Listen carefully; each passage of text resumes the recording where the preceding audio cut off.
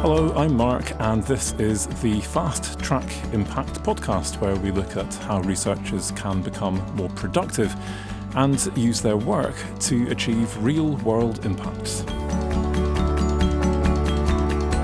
So today's episode is on how you can get more from your digital footprint without spending lots of time, and in fact, without risking your time or your reputation online.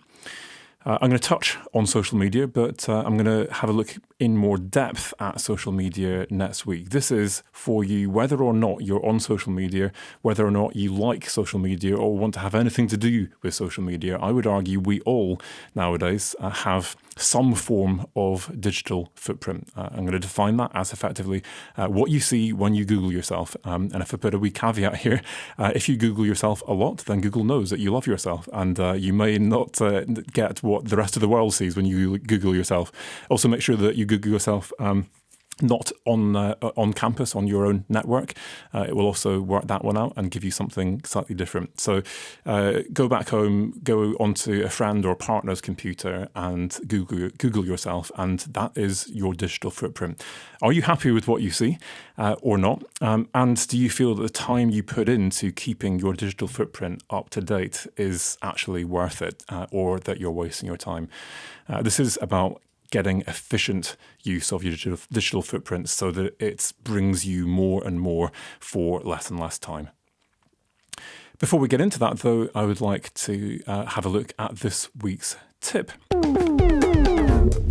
And this week's tip is going to stay with the kind of the digital theme. And for those of you who do like social media, if you're on Twitter, then this is something which is a fairly new release earlier this year, so not massively new from Twitter, and it is Twitter Moments. This is something that they rolled out last year as a way of creating stories that they were curating, I guess. And when you go on to explore and you have a look at what is the kind of the latest news and what is trending on Twitter, then a number of the things that you will see are actually moments. So this is something that you click on, you see, then you've got a full picture, you've got some text that describes what it's about. Then you can flick through, and there are then different tweets that summarize a story that builds over a number of tweets. And the cool thing is, and something that not a lot of people know, is that you can actually create your own moments now. And what's quite nice is that Twitter will very often work out for people in your network that this is relevant, and it will actually go into that kind of news part of Twitter. And so alongside the latest craziness of Donald Trump or whatever, then here is my friend from X university who's got a moment about their research, and you flick through that one as well. So how you do it is on the mobile version, at least, which is how I use this particular function. You go to the kind of the settings wheel, and in there you'll notice that a menu item has appeared called Moments, and you just click on Moments, and then in the top right you've got a wee plus, and you click on that to create a new moment. And you create the title and a description that summarizes all tweets that you're about to put together. You choose a picture. It can just be a new picture or something you've downloaded from one of the stories that you're summarizing.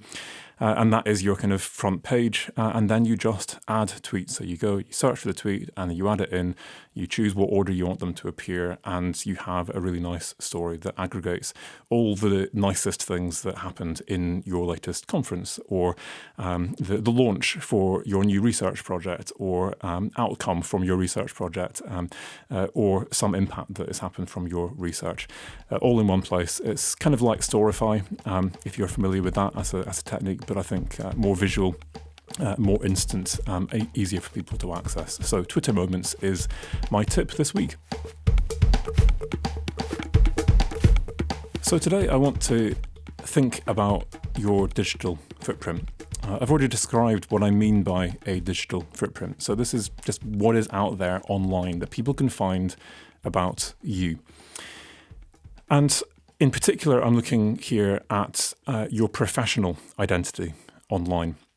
So when you're trying out the Googling yourself thing, then you're putting your name. Depending on how common your name is, I have an issue being Mark Reed. You may be putting it in inverted commas and putting the name of your university next to it. That's typically what people will search for. And for any major name, if you look at Twitter, at Google in the search bar, when you type that person's name, normally the next thing that will come next to that people search for with that person's name is their university. So that's how people will find you. Put that into Google and see what comes out. My question is, how do you feel about those results? So you can try it now on your mobile phone or wherever you are. Just be aware that depending on how you're doing this, Google might bias the outcomes for you. You're going to want to maybe do this in a more reliable way later on. But give it a try and see what comes up. And what I'd like you to do is now to characterize this in one of two ways. So how big or small would you say your digital footprint is? How actively reaching out or focused and easily findable would you say it is? So these are two ends of a spectrum. So let's look at the two ends in turn. And for many of you, and in my experience when I do training on this, this is the majority of researchers, you have a digital footprint. There is always someone who at some point says, you know what, actually, I'm pretty much unfindable. And if this is you, then there are usually good reasons why that is the case. And we can have a think about that. Talk to me, tweet me, let's discuss that. But for most people, this is fairly small. And if you do have a fairly small digital footprint, that is fantastic. Great thing about that is that hopefully you're easily findable. Someone Googles you and they come up with one place where all your stuff is, and it instantly tells them all the things that they need to know about you that will help them to identify you as a collaborator on a future piece of research, as a speaker at their conference, as someone who can help them to commercialize an idea or provide policy advice. My question then is just how focused it is and how easily findable are you? Are you on the second page of Google results? Actually, are there a whole load of different websites? And of those different websites that come out, actually how useful are the ones that come to the top? And if there is one that you really ideally want people to go to, then can you find that one? And have a think then about whether you're on the other end of the spectrum. So for some of us, and this is now a minority of people, you would describe yourself as fairly large digital footprint, fairly influential. So now when you Google yourself, there are pages and pages of results about you. There's stuff in the media about you. There's stuff on other third-party websites where you've blogged, and there are your own websites, and you're just all over the place. That can still be focused if actually this is on a theme and it is clear from all of these different things, this is clearly now the world expert in X or Y. The fact that this is all over the internet is probably a good thing if it is all kind of pointing to one thing. This is the person you need to then get to do this job or whatever. Think about how influential you are online. So if you have a very large digital footprint, you may or may not be influential. And the simple way of answering that is, does good stuff come to you from that digital footprint? Yeah, it's all over the place, but actually, is it just simply generating more and more requests to review journal articles? And nothing else. And if that's the case, then I would suggest that maybe you still need to do something about this. If you are on this end of the spectrum, so I've got a big, potentially quite influential digital footprint, the next question is to what extent is that a footprint that is actively and strategically reaching out to particular groups that you want to influence, that you want to benefit from your research? And just work out where you are now and have a think about how happy you feel with where you stand on that spectrum, from small, focused, hopefully easily findable, to much larger and actively reaching out. And my hope is that you actually say, you know what, Mark, I'm perfectly happy with this. I have chosen to be exactly where I am on the spectrum, and that's where I want to be. Fantastic.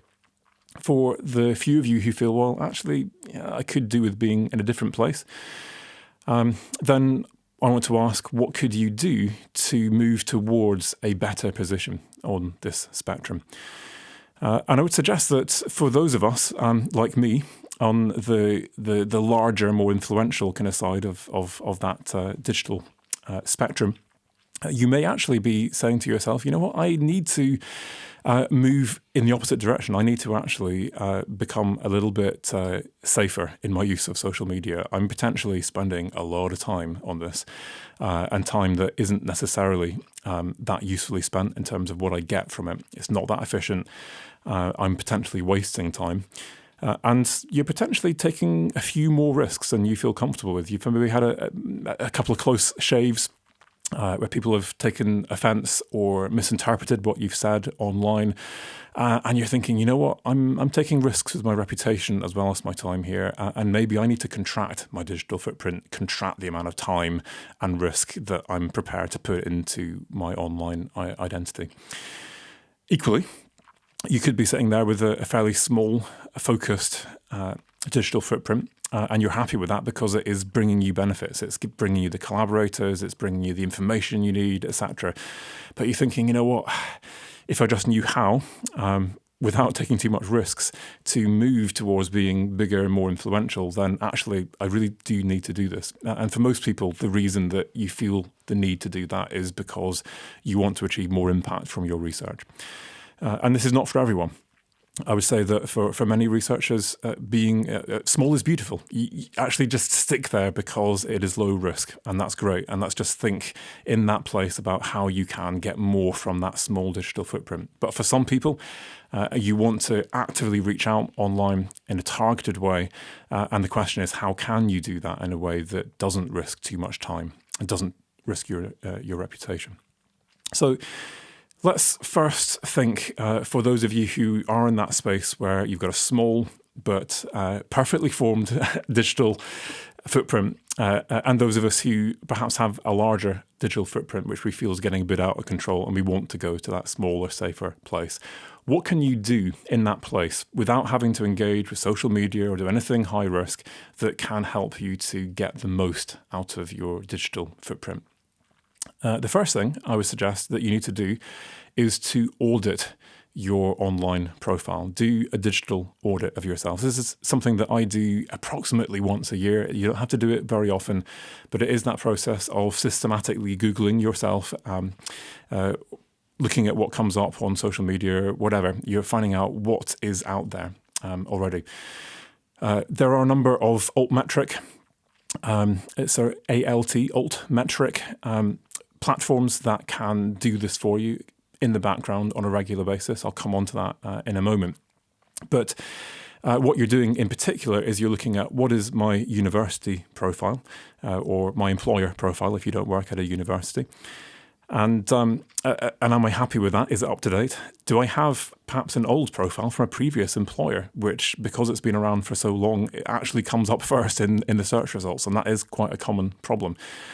And what are my other online identities? And when people search for me with my name, and even more worryingly, if they search with my name and my university, do they come up with unprofessional or personal identities as well? For some of us, we're perfectly happy with that. We've got fairly benign interests, and that's fine. I'm not worried about that. For some of us, we may be more private, or we may have personal interests that may be perhaps misinterpreted, and that you don't want the world to know about. And you need to know if they come up when people search for you, and if you're happy with that or not. What do you do then, based on the outcome of that audit? You either prune or you cultivate these various online identities that you've found through that search.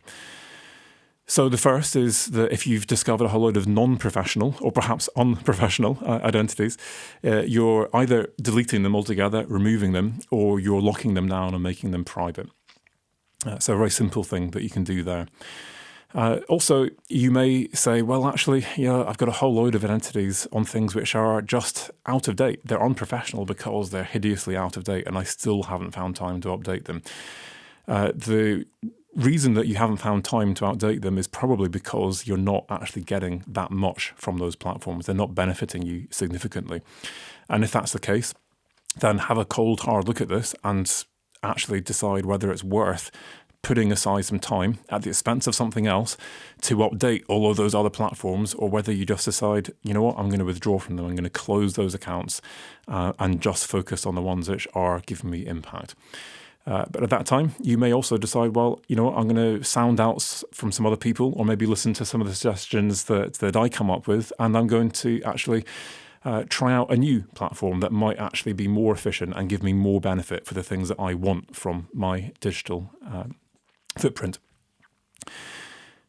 So once you've audited your digital footprint and you've done something about that to kind of get things in control and how you want them to be, the next step is to think about how you can actively manage your online identity so that you can get from that digital footprint the stuff that you need without spending lots of time. I think that the minimum management that you need is to regularly audit and update your various online identities and profiles. I think in an ideal world, though, you go beyond that and you have a clear online strategy that you actively pursue. Now, having a strategy does not mean you need to write something down. It just needs you to have an idea in your head about why you are online, why you have a digital footprint. And the answer to that question could simply be, my employer requires me to have one. And that is the only reason that I have an online identity. So let's just check that I've got something that my employer is happy with. Beyond that, of course, there are lots of things that you could want to get from your online footprint, and have a think about whether what you currently do is actually giving you that efficiently. So for many researchers, I know, they are online because they want to be part of broader networks. And online, through various different platforms, whether or not you get engaged with social media, it is possible through websites, through email lists, etc., to be networked to an international group of collaborators and to be on the cutting edge with colleagues from your discipline, from your field. It is possible through a number of quite creative online websites now, and I'll describe a couple of these for you in a moment, to get more targeted, more useful information to enrich your research that you wouldn't necessarily have stumbled across otherwise, and that you wouldn't necessarily find in a targeted search for a particular literature review or paper that you might be writing. And I think the third goal that a lot of people have is that they are open for opportunities, and their digital footprint is something which is kind of an advert that says, this is me, I'm at the top of my game, I'm open for opportunities, this is my expertise, this is what I've got to offer, come and find me and work with me.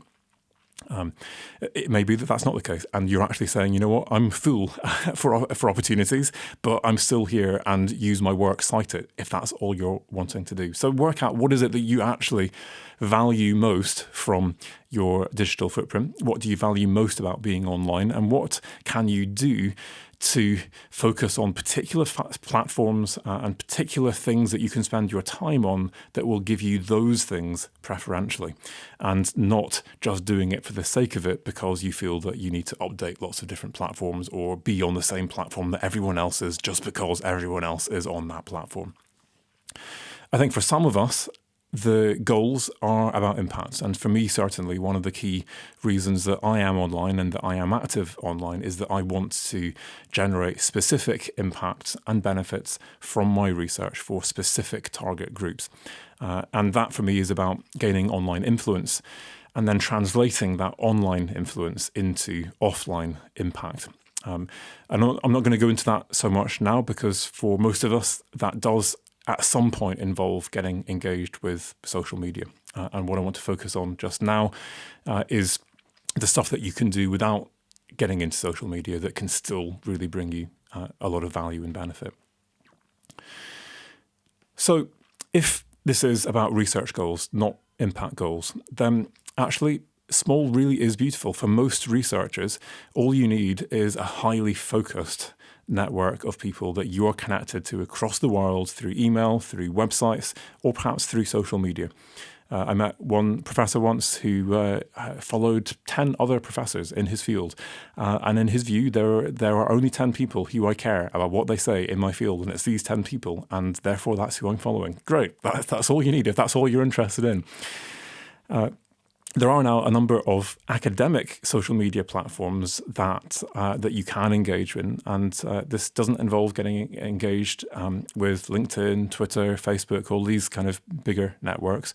And this is a very focused, targeted way, which is, I would suggest, lower risk, but this is social media, so there are still risks to your time and your reputation.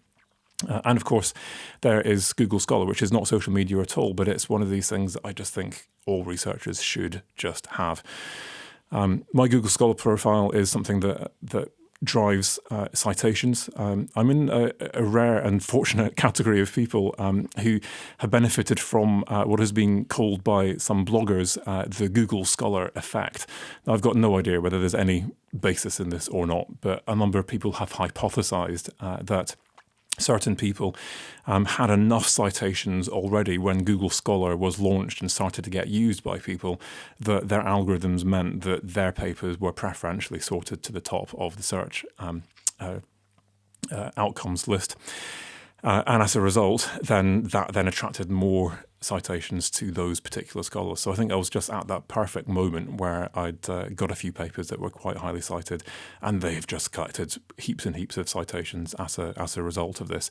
It is a great way to make your work highly visible. And I would say there is no risk whatsoever to do with this. No one can comment on this. No one can change it. There's no discussion element. It is just a shop window for your research. All you need is an academic email address. So if you're in America, a .edu. If you're in the UK, a .ac.uk. And you can have this as a verified account. And it will then populate this for you automatically. You just need to go in and every now and then go through and check that they didn't make any mistakes and just remove articles that were not written by you. So virtually no time input to this at all. It automatically sorts your citations by, your articles by citation count. And the beauty of this is now that whenever someone searches for your work on Google Scholar, in fact, they don't have to search even for your work. So someone does a Google Scholar search, and what comes up is an article which includes you as a co-author. If you have a Google Scholar profile, then you'll notice that your name is underlined with a hyperlink. That person can click on your name and it brings up your Google Scholar profile with all the rest of your articles, which they can dive deep into, and they can cite more of your work. Fantastic. Even greater than that is the fact that when someone does a Google search for you, when the results come back, very often at the top there will be a little segment if Google has worked out this is an academic topic, which suggests the top Google Scholar results. So even on a normal Google search, very often you will discover that your paper or a paper that you're co-author on comes up and you're directly linked from there. So a great way of making your work visible. I think no excuses. We should all have this. It's so simple. A couple of other wee tips then for you. ResearchGate and Pyrus. So first of all, ResearchGate.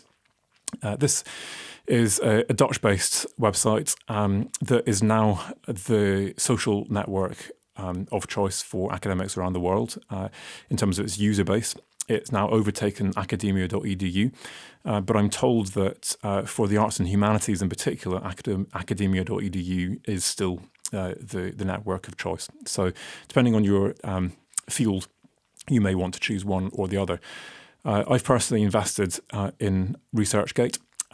Like both of these sites, what they do is they actually find your work for you. Again, this is not a lot of work. So ResearchGate will email me every time it discovers that there's a paper by me and ask me, did I write this paper? I just click yes in the email and it goes into my profile. If you want, you can configure this. So I've got featured publications, etc. But you don't really have to do anything to have this. Nice thing now is that if there is someone who is discussing my research on this platform, and there are very healthy discussion boards on this particular platform, then when someone says, yeah, you should read this paper by Mark, they then link to that paper, links to my profile. I get a notification that someone is talking about my research. I can then dive into that conversation and be part of it and help them as well. For me, what is really powerful about this, and the reason that I like this in terms of impact, is that unlike Google Scholar, you don't have to have an academic email address. So if you are a consultant, if you are in the policy community, you can have a profile. There are various different types of profile that you can sign up to when you sign up to this platform. And so now, when I have a look at who has been reading my work, I get the instant boost of realizing that 200 people have read my articles in the last week, which is better than the fact that still nobody cited them. And I can see who are the people who have read this. And I can see here is someone from a government institute who has read my research, and there's a little button that says request feedback, and I can just click that button and say, really interested to see you reading my work. I wonder if there's anything I can help. Maybe I can contribute and help your thinking in this area. A great instant connection to policy impact in that example. This is a form of altmetrics, and it tells you lots of information about the kind of people who are reading your work and where they're reading it. So there was one week where I noticed that there was a whole load of people reading my work in Uganda, of all places. And I have one paper, my first paper, which was about Uganda. So I'm guessing that's the paper. Sadly, I didn't have time. I didn't follow it up. But maybe there was a chance that week for me to have contacted some of those guys and say, why are you reading this? What's going on? Is there something interesting happening in Uganda? Maybe I could help. Maybe there was some impact there. And that brings me on to the general point that I want to make about altmetrics. I think that these are fairly oversold, and they can be a bit of a red herring. Very often they are talked about as impact, and they are a form of impact. But I would argue, in the main, they are academic impact. They're not real-world, tangible impacts that you can really measure, that you can really say has changed the world, that's changed someone's life. And so there are lots of these websites out there. I'm not going to mention them. Just Google altmetrics, ALT metrics, and you'll get a whole load of whatever are the latest platforms that are out there. And they will tell you how much people are talking about your research in the mass media, on different social media platforms, etc. I personally think some of the metrics behind these are a little bit flimsy. So I have social media strategies where I have key influencers that I will ask to retweet or tweet about my work. Many of them are academics. And as a result, all of a sudden, this is highly tweeted. And it's like, yeah, it's highly tweeted because these people I asked to tweet it with big followings have tweeted it. And that's all that's happened. So I think take it with a pinch of salt. But for me, what is valuable about this is altmetrics are a really efficient and quick way of seeing if there is broader interest in a particular piece of work that you've done. If this is now creating a bit of a Twitter storm, if people now are blogging about this and it's hit some kind of media headlines, then that suggests that there is something beyond that article that is of interest to different groups. What I want to do now is to understand why they're interested, why are they tweeting about it, why are they blogging about it, what are those media articles actually saying, is it good or bad, and then working out how I can then turn that interest into real conversations with real people that can actually now start edging me towards actual benefits on the ground for people that they can say is significant, that actually really makes a difference. So it's a stepping stone. I said I'd look at two platforms. The second, other than ResearchGate, that I want to highlight is one called Piirus, PIIRUS.ac.uk. This is owned by jobs.ac.uk, and it started out as a UK-based academic social network. It is now a global social network, and it has transformed itself into a platform for early career academics to find short-term, small-scale consultancy work. Now, the benefit for me of this is that this is actually a very targeted and easy way for you to achieve impact. So what they've done is they've identified a gap in the market, which is for small to medium-sized enterprises who want to work with academics or researchers to solve their problems. If they go to a university, then they will be met by a business development manager who will instantly tell them this is how much it will cost you, £1,000 a day, for example, for our top academics. And at that point, most small to medium-sized enterprises walk away saying, great, if I could afford it one day. And so for large projects, of course, we work through our university business development managers. They manage these projects for us, and that's how to do it. For these smaller projects, though, it is possible to work directly with those companies. And again, you do need to do this through your institution, clearly. You will have and check a consultancy policy, which will tell you how many days you're allowed, at what rate, and how much that money you get versus your university or institution. So check that you're getting this right. But what you now have is a profile based on your research, knowledge brokers from Pyrus who are then matchmaking people who've got real world problems with people who have the research expertise. So this is not just random bandit things coming into your inbox. This is stuff that has been chosen specifically tailored to your research interests and profile based on the kind of papers that you've published. And so therefore, a fantastic opportunity perhaps to turn that research and that expertise and knowledge into a real world solution for a company on the ground.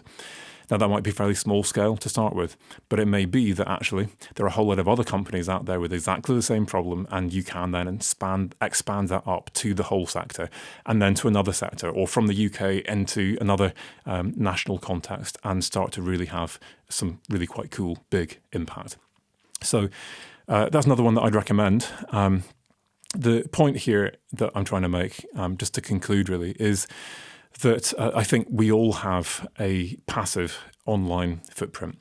Whether we like it or not, whether we want it or not, you will usually be able to find something about you. My question to you is, what is it like, and are you happy with it? If you're not happy with it, what can you do to be more happy with it? And what can you do to turn that from a passive footprint into something that actively works for you 24/7 when you're in your bed at the weekend without you doing anything to it, that is driving interest in your research, that is driving collaborators, that is driving opportunities to you? And how can you do that in a way that doesn't take up lots of your time? I hope that's given you lots of really great ideas. Point now is to put it into practice.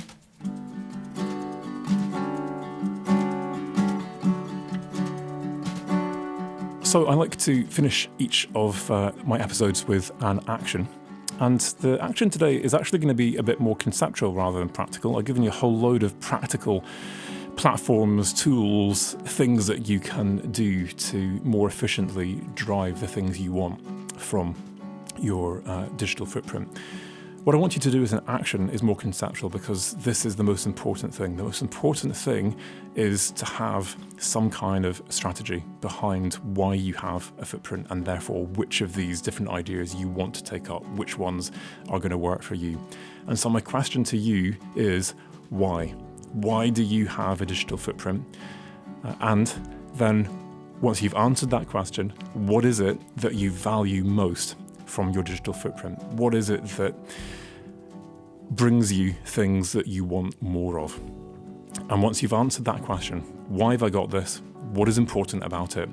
Then from there, start to ask yourself the question, what can I do to cut out the things which are actually a waste of time, that are not bringing me the things that I need and that I want? And what can I do to start more efficiently and strategically drive the things that I really want from my digital footprint?